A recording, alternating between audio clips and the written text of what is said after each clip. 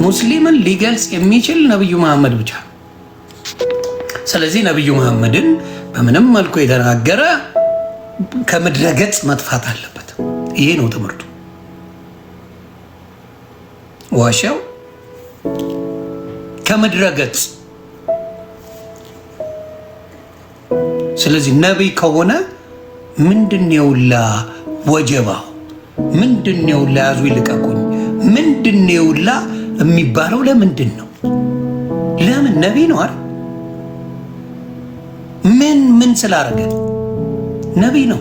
ከራሱ አምጥቶ የሚያደርገው የለም። ነቢይ የለም፣ ከራሱ የሚያመጣው ነገር የለም። መልእክት የሚቀበለው ከአምላኩ ነው አይደል? ከራሱ የሚያመጣው አንድ ነገር ከሌለ እንዴት ነው በዛ ደረጃ ማንም የፈለገው ነቢይ ሲሰደብ ወይም ትችት ሲቀርብ ማንም ኮምፕሌን ሳያደርግ ነብዩ መሐመድ ሲደረግ ግን የሀገር እስላም ተጠርቶ ካልገደልኩ እያለ የሚስተው ለምንድን ነው? ይሄ ነው እኔ እስልምና እንዳልቀበል ያደረገኝ በጣም በኃይለኝነት። ሌላው የሰማይ ቤቱ ያስደነግጣል። ሴቶች መጠየቅ ስለማይችሉ እንጂ የሰማይ ቤቱ ያስደነግጣል። ለሙስሊም ሴቶች ትልቁ ስጦታቸው ባላቸውን ማክበር፣ ለባላቸው መሆን። ያ ነው ገነትን የሚያስጨብጣቸው። ደሴት በነሱ ለባሏ መታዘዝ፣ ለባሏ መሆን ነው እሷን የጽድቅ ስራ ማለት ለባሏ ደሴ። ከዛ ውጪ ጀነትን አታየውም፣ ይናፍቃታል።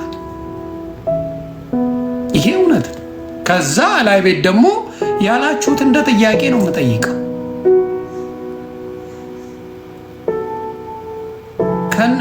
እንደ ቋምጦ ነው።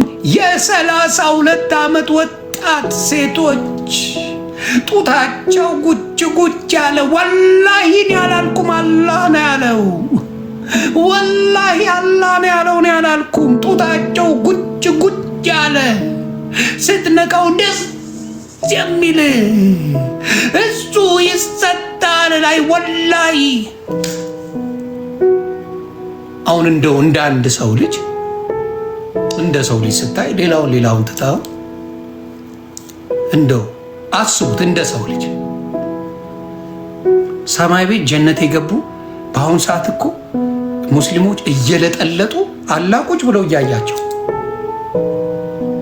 እንደው እግዚአብሔር ያሳያቸው። ወንድ ልጅ 72 ጭቃ ደርድሮ እየለጠለጠ እሱ ድቅ ብሎ ሲያይ አስባችሁታል? እንደ ሰው እንደው ለጭንቅላታችሁ ለሰከንድ አስባችሁታል?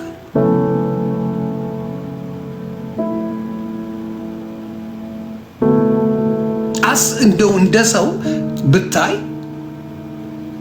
አስበዋል? 72 ሴት ልምጥጥ እያደረጉ ጀነት የገቡት ሙስሊሞች በሙሉ ወንዶቹ ቺክ እያጫወቱ ነው በአሁን ሰዓት እየለጠለጡ። ይሄ እንዴት ነው ጭንቅላታችሁ ሊቀበል ያልቻለው? እንዴት ሊሆን ይችላል ብለህ ታስበዋል? አየህ፣ የኔ ጥያቄ ያ ይሄ ነፍሳችን ነው የሚሄደው። ኢቭን በስጋ የሚነጠቁ ሰዎች አሉ። በስጋ የሚነጠቁ ሰዎች ሊኖሩ ይችላሉ። መላእክት እንኳን ጾታ የላቸውም ይላል መጽሐፍ ቅዱስ ሲናገር። መላእክት ጾታ የላቸው፣ የስጋዊ ስሜትን ሙሉ በሙሉ ነው የሚተው። በቅድስና የተሞሉ ሰዎች የስጋዊ ስሜታቸው ይሞታል። ይሄ በየትኛውም ያለ ነው። በየትኛውም እምነት ብትሄዱ ምድር ላይ በጣም በመንፈስ በጣም ትልቅ ደረጃ የደረሱት ስጋዊ ስሜታቸው አፈር ከድሜ ይበላል፣ ይጠፋል። ይሄ ያለው እናንተ ግን ሰማይ ቤት ራሱ ማብረተ 72 ቺክ እያገላበጥክ እየላጥክ እኖራለሁ ብለህ ምንም ሼም የለም ምን ችግር አለው ትላለህ። ጭራሽ ምን ችግር አለ? ሁሉንም ይሰጣል። ምን ጣጣ አለው እያልክ የምትለው ነገር እንደው እንደ ሰው ልጅ ስታየው ትንሽ ያስደነግጣልና ያ ነገርን ሳየው ነው ነገሮች እንደማይሆኑ ያወቁት። ሌላው ምንድን ነው? አረብ ሀገር ለትምህርት መሄድ የለም ዓለም ላይ። ቆም ብላችሁ አስተውላችሁ እስቲ እግዚአብሔር ያሳያችሁ። አረብ ሀገር ላይ ለትምህርት ትምህርቴን ልማር ነው ብሎ የሚሄድ አንድ ሰው የለም። ቴክኖሎጂ፣ ማስተዋል፣ ማንበብ የሚባል ማንነት በብዛት ስለሌለ ቢኖር ኖሮ ሰው እዛ ነበር የሚሄደው። እውቀት የሚሸምትበት፣ እውቀት የሚያገኝበት፣ የሚመራመርበት፣ ትልቅ የሚሆንበት በብዛት እዛ እንዳልሆነ ማንም ታውቃላችሁ። የአረብ ሀገር ሀብታሞች ልጆቻቸውን አሜሪካና አውሮፓ ነው የሚያስተምሩት። ካያችሁ የሙስሊም ሀብታሞች አረብ ሀገር ያሉ የዱባይ ሀብታሞች ነው የተለያየ ሀገር ሀብታሞች በሙሉ የሚያስተምሩት ልጆቻቸውን የት ነው? አሜሪካን ሀገር፣ አውሮፓ፣ እንግሊዝ ነው የሚያስተምሯቸው ልጆቻቸው። ለምን? እዛ በቃ ምንም ነገር የለም። ዘይት አለ፣ ገንዘብ አላቸው። በዛ እንደ ሴቶች እያገቡ ያኖራል። ስለዚህ ቆም ብሎ መጠየቁ ጥሩ ነው። አንዳንዴ ቆም ብሎ ማስተዋሉ ጥሩ ነው። ይሄንን ነገር ባለማስተዋል ብዙ ሰዎች ተሸውደዋል። ብዙ ሰዎች ገደል ገብተዋል። አሁን ግን ነገሩ ቀስ እያሉ እነፎይ ወደ ውይይት እያመጡት ነው። እነፎይ እግዚአብሔር ሐዋርያ አድርጎታል። ይህን ቆርጣችሁ አድርሱልኝ ለኦርቶዶክሶች፣ ለኦርቶዶክስ አባት በየዓለሙ ለምትገኙት፣ በየዓለሙ ላይ ላላችሁ የኦርቶዶክስ አባቶች አድርሱልኝ። እፎይን የመሰለ ወንድም ስንት ሰውን ከሌላ ሀገር እያስመጣችሁ አሜሪካ፣ አውሮፓ፣ እንግሊዝ ሀገር ስትወስዱ ይሄንን ያህል መስዋዕት የሚከፍል ወንድም እንዴት ለአንድ ቀን አላሰባችሁት? ለአንድ ቀን። ስለዚህ የኦርቶዶክስ አባቶች በየዓለሙ ያላችሁ ጥሬን አቀርባለሁ። ይሄንን እፎይ የተባለን ሐዋርያ ዓለም ላይ ወይ አሜሪካ አምጡት፣ ወይ እንግሊዝ ሀገር፣ ወይ አውሮፓ፣ ወይ ካናዳ አምጥታችሁ ቤተ ክርስቲያናችሁ እንዲኖርና በዛም ላይ ትምህርቱን እንዲያስቀጥል ሰዎች ወደ ሌላ እንዳይሄዱ ትምህርት የሚሰጥበትን መንገድ አመቻቹለት። ሐዋርያ ማለት ዝም ብሎ ኦርቶዶክስን መስበክ አይደለም። ሐዋርያ ማለት ሌሎች ኦርቶዶክስን እንዴት አድርገው እንደሚጠሏት እናያለን። በሌሎች የነሱን ማንነት ደግሞ በተወሰነ መልኩ ማሳየት ነው። ከምን አድርጎ? ስድብ ሳይኖር በማንበብ እነሱ ይሄ ይላል ብሎ በማስረጃ አስቀምጦ እንዲያሳይ ዓለም ላይ ፕላትፎርሙ ቢፈቀድለት የውላ ስቃይ ከሚቀበል ያንን አመቻችታችሁ የተሻለ ሀገር ላይ ብታመጡት መልካም ነው። መልካም። በእርግጠኝነት ሙስሊሞች ሲያገኙት ከትፈው ይበሉታል። ይህም በግልጽ እናገራለሁ። ሙስሊሞች ሲያገኙት፣ ደግሜ ልናገር፣ ቆርጥመው የሚበሉትና አደባባይ ላይ በደስታ ሲጨፍሩ የሚውሉት እፎይን ስጋውን ሲበሉት። ተግባባን። ስለዚህ የኦርቶዶክስ በሙሉ ያላችሁ ቤተክርስቲያን ያላችሁ ሰዎች እፎይን ብታመቻቹለት፣ እፎይ ከሀገር ወጥቶ በትልቁ በሚዲያ ደረጃ ይህንን ነገር ለህዝብ ቢያስተምርበት ጥሩ ነው። አልዋሸም፣ አልተሳደበም፣ እውነት ተናግሯል። እዚህ ውስጥ አንድ ስድብ አልተሳደብኩም። እዩ፣ አንድ ስድብ። በነቢያቶች ልዩነት የሉም ይሉዋል ሙስሊም ወንድሞችና እህቶች። ነቢዩ መሐመድን ተንፍስ። ነቢያቶች ልዩነት የለም ይላል። ኢየሱስን ብትሰድብ ነቢይ ነው፣ ምንም አይመስላቸውም። ኢብራሂምን ወይም አብርሃምን ብትሰድብ፣ በእነሱ ኢብራሂም ብትሰድበው ምንም አይመስላቸውም። ሙሴን ሙሳ የሚሉትም ሙልጭ አርገ ብትሰድብ ምንም አይመስላቸውም። ደምንት ነቢዩ መሐመድ ላይ ተንፈሽበል። የዛኔ ፊዳ ትሆናለህ ይለዋል። ፊዳ ማለት ያው ትበላለህ ይባላል። ይሄ ነው።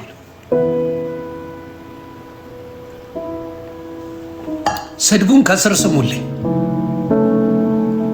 ስድቡን ስሙ። ለሀቅ ነው የምነግርህ። ከስር ስድባቸውን ይውልኝ። አየህ ነቢይ ሁሉ እኩል ነው። ምክንያቱም እግዚአብሔር የሚሰጥ የነቢይነት በዛ ዘመን መልእክት ነው። ምንም ልዩነት የለም። ቅዱስ ዳንኤል አለ፣ ቅዱስ ዳዊት አለ፣ ቅዱስ ሙሴ አለ፣ የተለያዩ ቅዱስ ሳምሶም አለ፣ ሌሎችንም አመጣል። ዘካርያስ አለ፣ የተለያዩ ኤልያስ አለ፣ ብዙዎቹ ቅዱሳን አለ። እሺ ቅዱስ መሐመድ እንበል እንውሰድ። ለምን የቅዱስ መሐመድ ተለየ? ለምን ተለየ? መጨረሻ ስለሆነ ነው የተለየው ነቢዩ መሐመድ። አየ ችግሩ ያ ነው። እና ብዙ ጊዜ ጸብ የሚያመጡት ጸብ የሚያስነሱት በክፉ የሚያዩ ልክ እንደ በደልክ የሚያደርጉ በብዛት እነሱ እንደሆኑ ማየት ነው። እና አይዞን አትበሳጩ። እና ኢዮዳብ ጉቶ በዚህ አጋጣሚ ሳትፈራ ጠይቃቸው። ጣትም በጫበች ጠይቅ።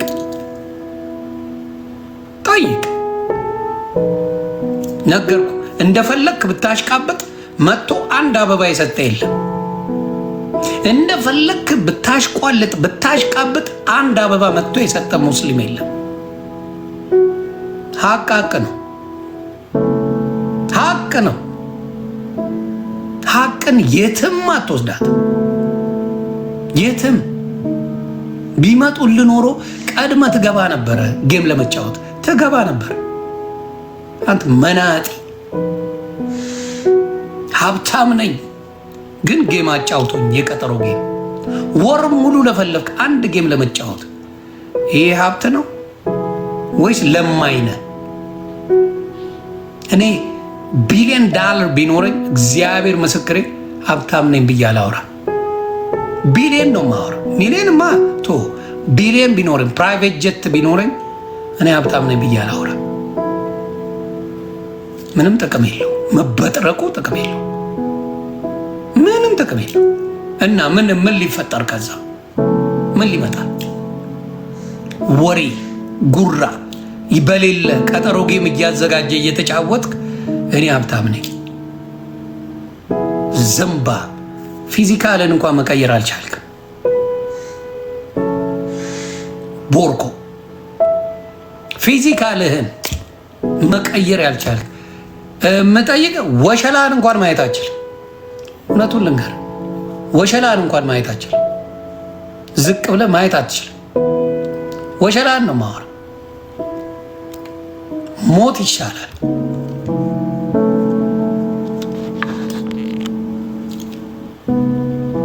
ልቃሚ። ስለዚህ አሁንም የምለው ምንድን ነው፣ እናንተ ቁማሩን ለመጫወት አቅሙ አጠራችሁ።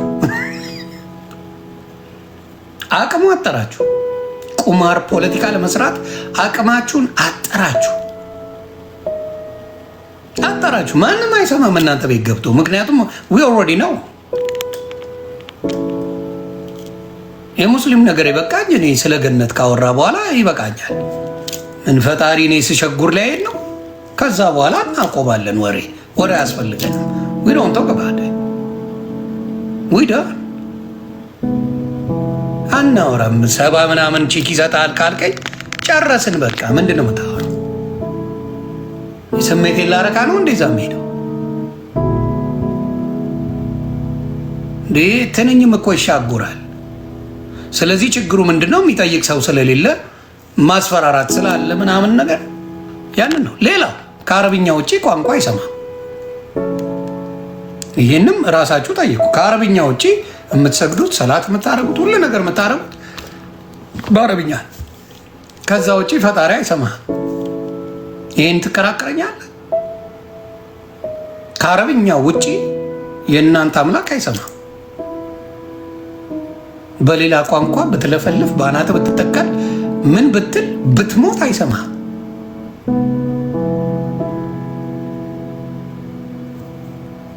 አለቀ።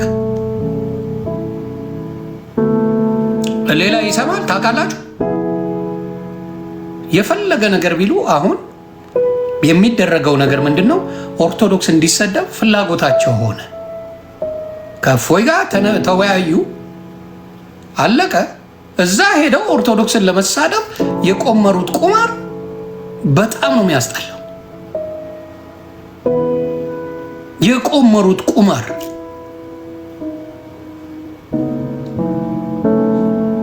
ያ ነው። ስለዚህ የሚፈራ የለም። ቁማር አትቆምረ። ይሄ የሽንፈት ምልክት ነው ቁማር ከሰራ። ስለዚህ የነገራችሁ ነው። እፎይ ይችላል። እፎይ እግዚአብሔር ይጠብቀ። እፎይ በጣም ነው ከዓለም ኢትዮጵያውያን የትም ዓለም ቢኖሩ ነቅተው እንዲሰሙ አድርገሃል። ችለሃል፣ በቃ ችለሃል። ጥያቄ አስነስተሃል። በማን ልዩነት እንዳለ በደንብ አድርገህ ገልጸሃል። ከዚህ በላይ ማሸነፍ የለም። ከዚህ በላይ ብቃት የለም። ስለዚህ ያቺን ነገር ብታስቡበት ጥሩ ነው ብዬ አስባለሁ። አስቡበት። የብስጭት መንገድ የትም ብትበሳጭ ራስን ነው ተንፈራፍረ የምትሞተው። ብስጭት ሳይሆን እውነትን ለማወቅ ፈልግ። እውነትን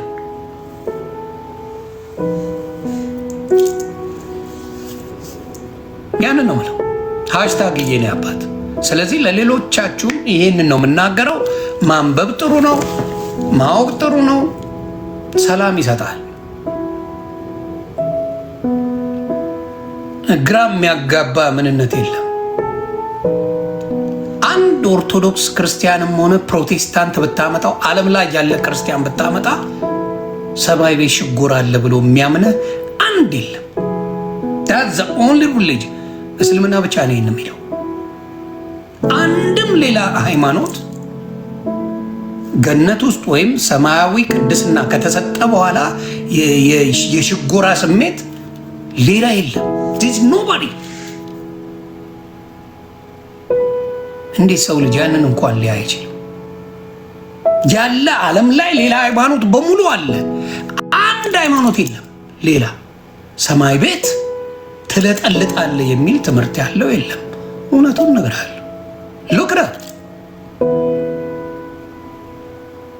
እና